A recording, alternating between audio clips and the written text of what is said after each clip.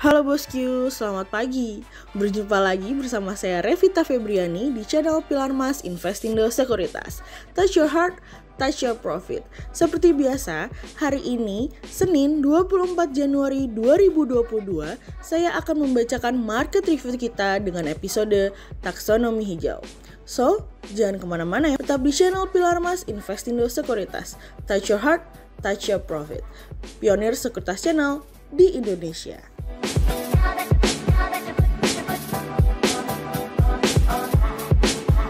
Seperti biasa, kita mulai dari Global Economics Calendar. Yang pertama, ada dari US Leading Index naik sebesar sebelumnya 0,7% menjadi 0,8% dari Bloomberg. Yang kedua, ada dari Eurozone Consumer Confidence turun dari sebelumnya minus 8,4% menjadi minus 8,5% dari Bloomberg. Dan yang ketiga, ada dari Japan National CPI Year on Year naik sebelumnya 0,6% menjadi 0,8% dari Bloomberg. Kita berlanjut ke Corporate News. Yang pertama, ada dari PT Medika Loka Hermina Tbk atau HIL menganggarkan belanja modal atau capital expenditure sebesar 1,5 triliun rupiah hingga akhir tahun ini dari IQ Plus. Yang kedua, ada dari PT Aneka Tambang Tbk atau ANTM mencatatkan pertumbuhan positif kinerja segmen nikel pada periode tahun 2021 dari kontan.co.id. Dan yang ketiga, ada dari PT PP Property Tbk atau PPRO menargetkan pendapatan pra penjualan atau marketing sales senilai 1,2 triliun rupiah pada tahun ini. Kemudian, pada perdagangan hari Jumat 21 Januari 2022, IHSG ditutup menguat sebesar 99 poin atau sebesar 1,5% ke level 6.726. Sektor basic industri, energi, teknologi, finance, infrastruktur, industrial, healthcare, transportation, properti, consumer cyclical, consumer non-cyclical bergerak positif dan mendominasi kenaikan IHSG hari ini. Investor asing mencatatkan pembelian bersih sebesar 969 miliar rupiah. Mari kita mulai berita pagi ini dengan pekan penting dan genting. Pada akhirnya sebuah pekan yang tadinya penuh dengan spekulasi selama 3 minggu terakhir akan diputuskan pekan ini, di mana akhirnya The Fed akan mengadakan arisan bank sentralnya untuk menginformasikan kepada kita langkah apa saja yang akan dilakukan oleh The Fed. Goldman Sachs sudah mengatakan bahwa mereka melihat bahwa The Fed akan melakukan kebijakan moneter yang agresif tahun ini daripada tahun mendatang. Goldman sendiri mengatakan bahwa The Fed akan menaikkan tingkat suku bunga sebanyak 4 kali mulai dari Maret, Juni, September, dan Desember. Pengurangan neraca akan dilakukan pada bulan Juli. Goldman sendiri mengatakan bahwa mereka lebih prihatin dengan varian Omicron yang justru memperpanjang ketidakseimbangan penawaran dan permintaan sehingga mendorong kekuatan yang berkelanjutan dalam pertumbuhan upah. The Fed sendiri kami melihat tidak akan terburu-buru atau terlampau agresif dengan menaikkan tingkat suku bunga sebanyak 50 BPS. The Fed akan mencoba naik secara perlahan tapi sering untuk menjaga volatilitas pasar sebesar 25 BPS. Situasi dan kondisi yang berbeda atau bertolak belakang justru tengah dialami oleh Cina. Pasalnya, kebijakan moneter yang lebih longgar di Cina kami rasa masih belum cukup untuk menstabilkan perekonomian dan diperlukan stimulus yang lebih besar dan lebih cepat. Mantan penasihat Bank Sentral, Yu Yongding, mengatakan bahwa di bawah situasi dan kondisi perekonomian saat ini, Bank Sentral Cina tampaknya memainkan peran yang lebih terbatas. Bank Sentral sendiri telah mengambil beberapa langkah pelonggaran sejak 2 bulan terakhir, memotong tingkat suku bunga utama untuk pertama kalinya dalam kurun waktu 2 tahun, hingga mendorong perbankan untuk mempercepat proses peminjaman. Menurut Yu, meskipun pelonggaran moneter dilakukan, namun tampaknya akan sia-sia karena permintaan kreditnya melemah. Kementerian Keuangan yang mengontrol pengeluaran pemerintah harus dapat mendorong perekonomian lebih cepat, sementara Bank Sentral Cina dapat menopang kebijakan fiskal yang ekspansif.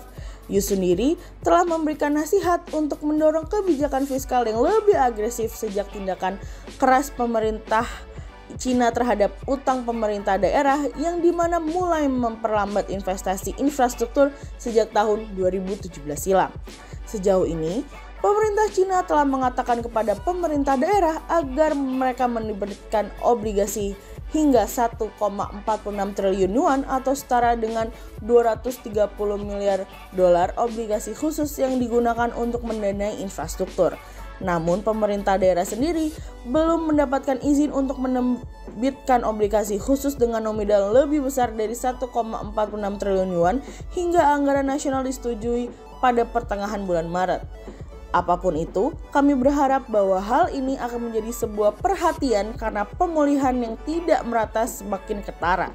Oleh sebab itu, perhatikan dan cermati setiap sentimen yang terjadi ya. Ada persepsi pasar yang akan menambah tingginya volatilitas pasar menjelang pengumuman The Fed nanti. Kemudian, berita yang kedua ada dari dukungan ekonomi hijau. OJK meluncurkan taksonomi hijau guna mendukung pengembangan ekonomi hijau yang rencananya akan digunakan pemerintah untuk memisahkan sektor dan subsektor usaha yang ramah lingkungan, kurang ramah lingkungan, dan tidak ramah lingkungan. Taksonomi hijau disusun dengan mengkaji 2.733 klasifikasi sektor dan subsektor ekonomi, di mana 919 diantaranya telah terkonfirmasi oleh kementerian. Sasaran Indonesia adalah pengurangan emisi karbon hingga 29% dengan usaha sendiri dan 41% dukungan internasional pada 2030. Kebijakan ini diharapkan mampu membuat produk asal Indonesia berdaya saing tinggi dengan produk negara lain yang dianggap ramah lingkungan. Selain itu, taksonomi hijau diharapkan mampu membebaskan produk asal Indonesia dari hambatan dan diskriminasi untuk memasuki pasar negara lain. Dengan adanya taksonomi hijau, maka perbankan yang menyalurkan kredit berpotensi mendapatkan insentif seperti penurunan bobot resiko kredit. Selain itu, keluarnya dokumen ini juga diharapkan mampu mendorong industri prioritas pemerintah seperti kendaraan listrik berbasis baterai. OJK berharap taksonomi hijau menjadi insentif munculnya sumber perekonomian baru. Sehingga berdasarkan analisa teknikal, kami melihat saat ini IHSG memiliki peluang bergerak menguat terbatas dan ditradingkan pada 6.626 hingga 6.750. Namun hati-hati, potensi koreksi mungkin masih akan menghantui akibat dari The Fed dan COVID. Berikut stock watch dari Pilar Mas. Yang pertama ada dari BBRI, dan yang kedua ada dari PRDA, dan yang ketiga ada dari ASA. Berikut dua saham pilihan dari Pilar Mas. Yang pertama ada dari BBNI atau PT Bank Negara Indonesia Tbk mencatatkan kenaikan margin bunga bersih pada tahun 2021 sebesar 4,7% year on year. Sehingga berdasarkan technical analisa dalam tren pada jangka waktu short term berpotensi untuk bullish dengan target 7.350 dan probabilitas sebesar 73%.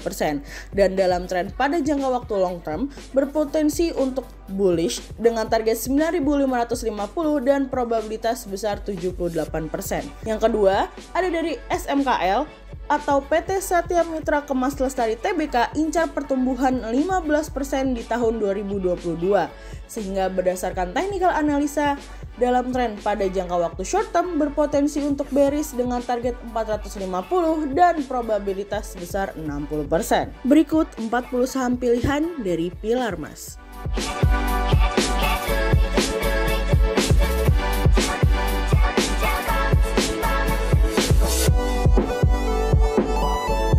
Sekian market review kita untuk hari ini. Untuk lebih lengkapnya bosku bisa download riset kami di website kami di www.pilarmas-investindo.co.id. So, jangan kemana-mana, stay tune terus di channel Pilar Mas Investindo Sekuritas. Touch your heart, touch your profit. Pionir Sekuritas Channel di Indonesia.